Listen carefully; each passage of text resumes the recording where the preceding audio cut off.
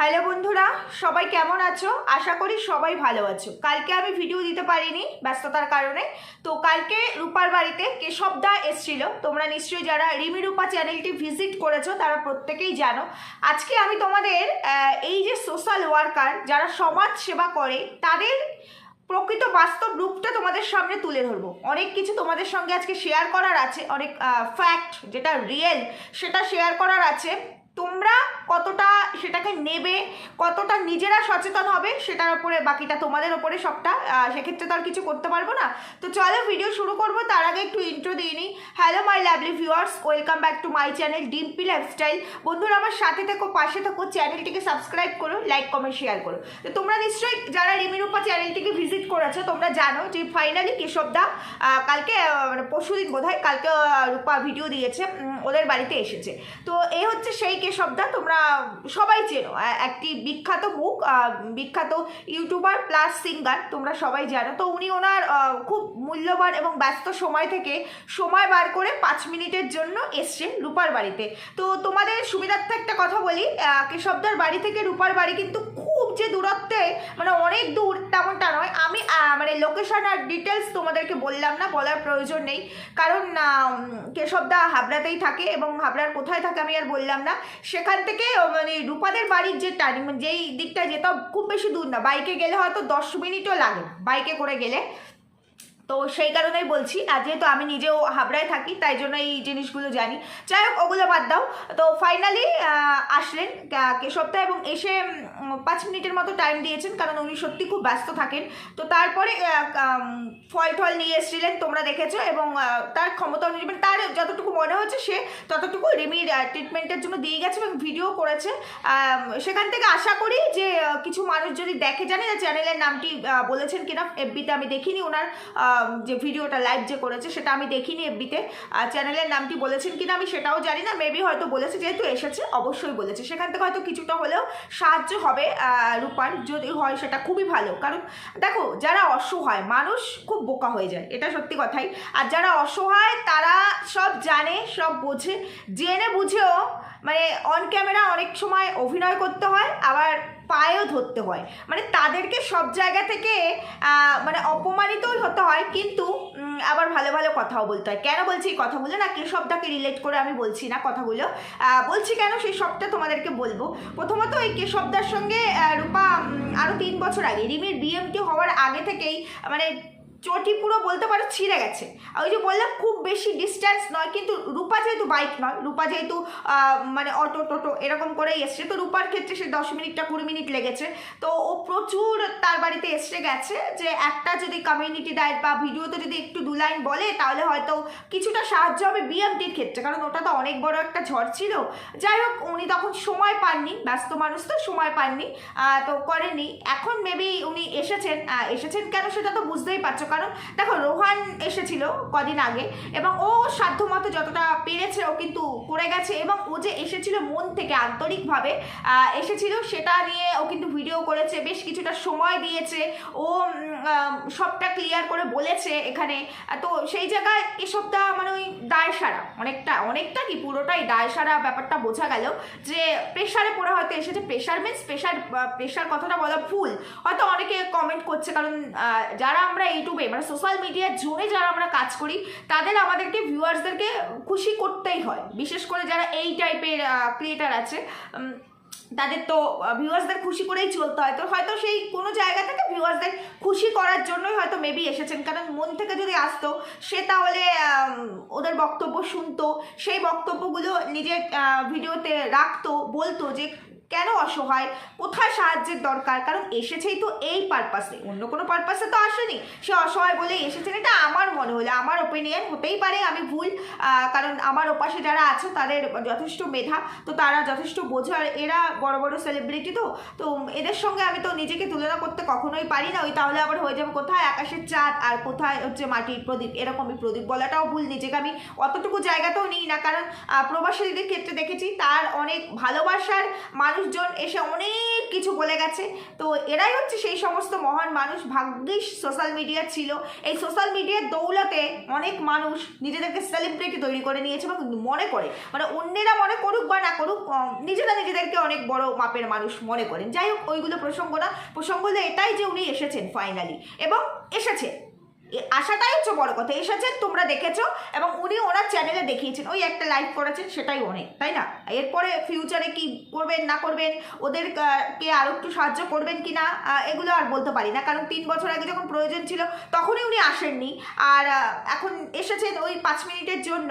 তারপরে আরও কিছু করবেন কিনা সেটা ফিউচার বলবে, মানে হেল্প, আরও কোনো হেল্প করবেন কিনা সেটা ফিউচার বলবে।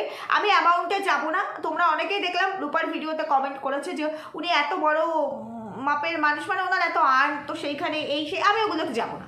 এটা তো এখান থেকে আসে, এই বিবেক থেকে আসে, সেটা অন্য কেউ জাগ্রত করতে পারে না। এটা হচ্ছে ক্যারেক্টার, এটা হচ্ছে ক্যারেক্টার, যে আমি কি করব কি করব না। আজকে যারা কষ্ট করে জীবনে স্টাবলিশড হয়, আমি দেখেছি, আমি যেটা মনে করি যে তারা হয়তো কষ্টের মর্ম বোঝে, ম্যাক্সিমাম ক্ষেত্রে নয়, তারা ওই কষ্টটা ভুলেই যায়। তারা মনে করে আমি জন্মগতই সোনার চামচ মুখে নিয়ে জন্মেছিলাম, এরকম আমি বহু ক্ষেত্রে দেখেছি। তাই ওই প্রসঙ্গে বলবো না। আরেকটা কথা তোমাদেরকে ভিডিও শুরুতেই বলি, অনেক এমন ব্যাপার আছে যেগুলো আমরা জানি, বুঝি, প্রুভও থাকে, কিন্তু বলতে পারি না। আমাদেরকেও মিথ্যে কথা বলতে হয়, কিছু করার নেই, কারণ আমরা তো চ্যানেল ক্রিয়েট করেছি না। আর সবার আগে আমরা চ্যানেলটিকে ভালোবাসি, আর ছোটোখাটো মানুষ আমরা, খুবই ছোট, খুবই সামান্য, আমাদের ক্ষমতার কতটুকু। আর সেই জায়গায় আমরা যখন নিজেরা দায়িত্ব নিই, আমরা তো এত বড় সোশ্যাল ওয়ার্কার নই, আমরা সামান্য মানুষ, কন্টেন্টের জন্য কাজ করি, ইনকামের জন্য কাজ করি, তাই আমাদের মনিটাইজেশন অন থাকে। আর এই যে যাদেরকে নিয়ে কথা বলি, সেখান থেকে যেটুকু টাকা আসুক, যার যার মানে চ্যানেল অনুযায়ী যার যতটুকু টাকা ঢুকুক না কেন, সেটা তো আমরা নিজেরাই নিজেদের অ্যাকাউন্টেই ঢোকাই। তো সেই জন্য আমরা তো কন্টেন্ট করতে এসেছি, আমরা ওই মেকি ব্যাপারটা তো আমাদের মধ্যে নেই। আমরা ওই স্ক্রিপ্টেড সোশ্যাল ওয়ার্ক করছি, দেখানোর জন্য কনসেপ্ট রেডি, মানে তৈরি করে আর কি, সামনে মানুষকে ইমোশনালি ফুল করছি, এগুলো তো আমরা করি না। তো সেই জায়গায় আমরা অবশ্যই ইনকাম করতেই তো বসেছি। তো সেখানে চ্যানেলটিকে ভালোবাসি, ফ্যামিলিকে ভালোবাসি, তাই এক্সট্রা এইসব হেডেক, মানে ফালতু ঝামেলায় কেউ জড়াতে চায় না, আমাদের মতো সাধারণ মানুষরা তো মোটেও নয়। তো সেই জন্য অনেক জায়গায় আমাদেরকে মানে মেকি মানে অন্যের রূপ তুলে ধরতে হয়, কিছু করার নেই। এটা বুঝি, জানি, প্রুফ থাকে, তারপরেও করতে হয় চ্যানেলের সাথে। তো এই কথাগুলো আমি বলছি, ক্যামেরার ওপাশে যারা আছো, আশা করি তারা বুঝে যাবেন এবং নিজেদেরকে সতর্ক করবে। আজকে বহু কিছু বলবো, বহু সত্যি আজকে তোমাদের সামনে তুলে ধরবো। যাই হোক, এই হচ্ছে গেল। আমি আর কেশবদা রিলেট করে কিছু বলবো না। আমি শুধু তোমাদের সবার কাছে অনুরোধ করবো, রিমি রূপা চ্যানেলটিকে ভিজিট করো। এর বাইরে আমার কোনো ক্ষমতা নেই, আমি এটুকুই করতে পারি, এর বাইরে আর কি করতে পারি বলো? কারণ ওর যে অ্যামাউন্টের দরকার, কোনো পার্টিকুলার আমাদের মতো কোনো মানুষের পক্ষে সম্ভব না সেই অ্যামাউন্ট তুলে দেবে, সম্ভব না। কারণ আমাদের প্রত্যেকের ফ্যামিলি আছে, আমাদের সমস্যাও আছে, প্রচুর সমস্যা, কারণ প্রত্যেকটা ফ্যামিলিতে এখন এরকম সমস্যা থাকে। তো সেই জায়গায় আমি যদি নিজে না বাঁচি, আমি তো অন্যকে নিয়ে কথা বলতে পারবো না। তাই সেইখানে ওই সামান্য একটুখানি, ওই আমি আজকে একটু সামান্য কিছু দিচ্ছি, তাতে কিন্তু কারো কোনো সেইভাবে সাহায্য হবে না যখন অ্যামাউন্টটা বিগ। তো সবাইকে একটু একটু করে এগিয়ে আসতে হবে, এটুকুই বলবো। আরেকটা কথা তোমাদেরকে বলি, এই যে তোমরা অনেকে কমেন্ট করো না, এই যে ভিউয়ার্সরা ভালোর জন্য করো, আমাদেরকে ভালোবাসো, সেই জন্য করো। আমি রূপার ক্ষেত্রেই বলছি, অনেকে কমেন্ট করেছো যে এখানে এর সঙ্গে যোগাযোগ করো, ওর সঙ্গে যোগাযোগ করো, দয়া করে আর এই কথাগুলো বলবে না। আমি নাম বলতে পারবো না, কিন্তু যেটা বলছি 100-তে 100 ভাগ সত্যি বলছি। সেটা হলো কি, এরকম সোশ্যাল ওয়ার্কার, কি বলবো, হাসি পায়, হাস্যকর লাগে, বুঝতে পেরেছো? তোমরা অনেকেই অনেক নাম বলেছো, এমন অনেক মানুষ আছে তারা অফার দিয়েছে। আমি আমার কথা বলছি, আমার সঙ্গে কিন্তু অন্যের মুখটাকে রিলেট করে নিও না, আমি আমার কথাই বলছি, আমার দায়িত্ব, আমার ভিডিও। তো সেখানে তারা অফার দিয়েছে যে তারা হেল্প করতে আসবে, হেল্প করতে আসলে পরে যে টাকাটা তারা দেবে, সেই অ্যামাউন্টটা আগে পে করতে হবে তাকে, এবং সেটা দিয়ে সে দর্শনদারি করবে এবং কামাবে। এ হচ্ছে সোশ্যাল ওয়ার্কার, নাম আমি বলবো না। যাই হোক, বাদ দাও। আরও একটা কথা বলছি, কদিন আগে রূপা, তো অনেকে, তোমরা অনেক কমেন্ট করছো, অনেকের নাম ধামি নিয়েছে, বলেছে, তো তার মধ্যে কোনো একজন, সেও সোশ্যাল ওয়ার্কার, অনেক বড়, এরা সব বড় মাপের, তার নামটা উঠে এসেছিলো বলে রীতিমতো সে ফোন করেছে। তার সঙ্গেও কিন্তু মানে রূপা তো মোটামুটি সবার সঙ্গেই যোগাযোগ করেছে, আজকে নতুন নয়, আরও 3 বছর 4 বছর আগে থেকে যোগাযোগ করছে, যখন ও সোশ্যাল মিডিয়ায় ছিল না তখন থেকেই। তো আর রূপার ফোন নাম্বার তো ওপেন, জানোই তোমরা, ওর চ্যানেলে দেওয়া। তো সেখান থেকে কোনো একজন ফোন করে বলেছে, তার নাম কেন বলা হলে তার গুরুই নষ্ট হয়ে যাবে, সে চ্যানেলটিকে নষ্ট করে দিতে পারে, প্রুফ দেখাতে পারবে যে সে তাকে ফোন করা হয়েছিল, সে ডিনাই করেছে। সে ডিনাই করেছে এই বলে যে তোমাকে সাহায্য করলে এরকম অনেক মানুষ আসবে, সাহায্য করতে হবে, অথচ তারা সমাজসেবাই করে, অসহায়ের পাশে দাঁড়ায়। ভিডিওতে দেখি আমরা। তো ভিডিও যেন তখনই সাথে সাথে মানে প্রাইভেট করে দেওয়া হয়, তা না হলে চ্যানেল আর থাকবে না। যাই হোক, এই হচ্ছে বড় বড় সোশ্যাল ওয়ার্কারদের রূপ। আমি আর কিচ্ছু বলতে চাই না, নাম তো বলবোই না, বাদ দাও ওইগুলো। তো এবার আমি কথা বলবো, এই যে আমার থাম্বনেলের মধ্যে একটি মহিলার ছবি দেখতে পাচ্ছ, বাচ্চা কোলে, প্লাকার্ড হাতে নিয়ে দাঁড়িয়ে আছে, তার হাজব্যান্ডের বি পজিটিভ ব্লাডের দরকার। আমি পরশুদিন এফবিটা স্ক্রল করতে করতে এই পোস্টটা আমার সামনে আসে, এরকম তো দেখি। এবার আমরা দেখবো যেই জিনিসটা দেখি সেটা আমাদের সামনে বেশি আসে। তো আমি যেহেতু দেখো, আমি মানুষের জন্য কিছু করতে পারি না, আমার সেই ক্ষমতাই নেই, ভগবান আমার ক্ষমতাই দেয়নি।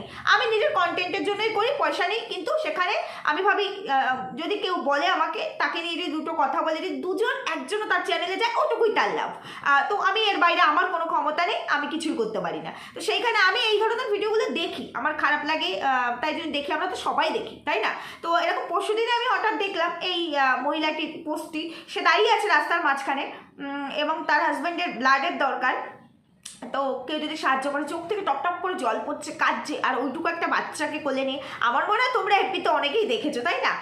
তো খুব খারাপ লাগলো। তো সেইখানেও একজন অনেক বড় সোশ্যাল ওয়ার্কার, যাকে মানে সবাই ভগবান মনে করে, মানে যে যেই ধর্মের আছে তারা মনে করে উপরওয়ালার রূপ হিসাবে এরাই এসেছে, আমরা তো সেটাই মনে করি। তো সেই রকম দিল খান অনেক বড় সোশ্যাল ওয়ার্কার। তো দেখলাম যে ও দাঁড়িয়ে আছে, উনি আসলেন, এসে দেখলেন, দেখে তাকে নিয়ে তার হাজব্যান্ড যেখানে আর কি ভর্তি, তার যেখানে আর কি তার হাজব্যান্ডের ব্লাডের দরকার, সেখানে গেল এবং শুয়ে পড়ে রীতিমতো ব্লাড দিচ্ছে। আর একদিকে ব্লাড নিচ্ছে, আরেকদিকে বউটি আর তার বাচ্চাটি দাঁড়িয়ে আছে, ওই বাচ্চাটির হাতটা ধরে আছে উনি যে আর কি ব্লাড দিচ্ছেন, এত বড় মাপের মানুষ দিল খান। তো দেখলাম, আমার খুব ভালো লাগলো, কারণ উনি তো করে মানুষের জন্য, অসহায়। তো দেখি রাস্তায় বসে আছে, টাকা নেই, তাকে টাকা দিচ্ছে, গাড়ি ভেঙে গেছে, মানে এরকম বহু কিছু করেন আর কি, আমরা সোশ্যাল মিডিয়ায় তো দেখি।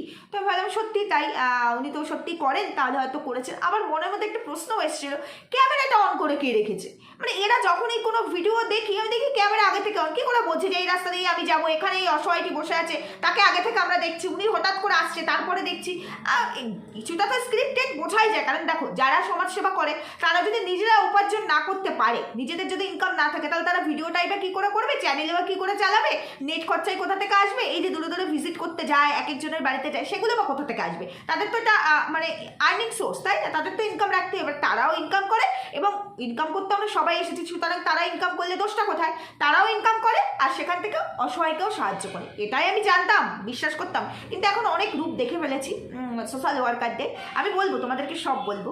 যাই হোক, তো আমি মনে মনে ভাবছিলাম যে এটা কোথা থেকে আসলো, ক্যামেরা কোথা থেকে অন। তারপর বললাম ঠিক আছে, হতেই পারে, আমারই ভুল, আমি কি কত বড় মাপের মানুষ যে আমি সব জানবো? এরা এত কিছু করে মানুষের জন্য, বাবা কোথায় এরা, আমি কয়েক জন্মেও হয়তো এদের জায়গায় আসতে পারবো না, কোনো দিনের সম্ভবই না, আমি নিজেকে বলি। তো ঠিক আছে, গেল কালকে রাত্রিবেলা হঠাৎ আমি এফবিটা আবার দেখতে দেখতে দেখলাম পুরোটাই ফেক।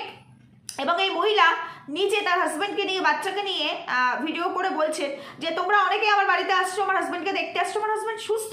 এই ভিডিওটা প্রচুর ভাইরাল হয়েছে, 2.9M ভিউজ হয়েছে। এটা আমি ভিডিও করেছি, এটা স্ক্রিপ্টেড। এবং এই ভিডিওটা কে করিয়েছেন? ওই অত বড় সোশ্যাল ওয়ার্কার, কারণ তিনিই তো তার চ্যানেল থেকে এসেছে এবং তিনি ব্ল্যাকটা দিয়েছেন। আর ভিডিওর কোথাও কিন্তু লেখা ছিল না, দেখো ভিডিও করতেই পারে, সচেতনমূলক ভিডিও অনেকেই করতে পারে না, তারা কি ইনকাম করে না, সেখান থেকে তারা তো ইনকাম দেওয়ার জন্যই করছে। কিন্তু ভিডিওর কোথাও ছিল না, মানে এমনকি এন্ডে গিয়েও ছিল না যে সমাজকে সচেতন করার জন্য ভিডিওটা করা, কিংবা অসহায়ের পাশে তোমরা এগিয়ে আসো বলে ভিডিওটা করে, এরকম কোনো বার্তা কিন্তু মানুষের জন্য ছিল না। টোটাল এটা স্ক্রিপ্টেড একটা ভিডিও। তো সেই জায়গায় দাঁড়িয়ে বিষয়টা কেমন হলো? তার মানে এখান থেকে বোঝা গেল, এই যে যারা সোশ্যাল ওয়ার্কারের নামে যারা সোশ্যাল ওয়ার্ক করে, তার প্রমাণ তো আমি অনেক পেয়েছি, তোমাদেরকে বললামই, তারপরেও সবটাই স্ক্রিপ্টেড।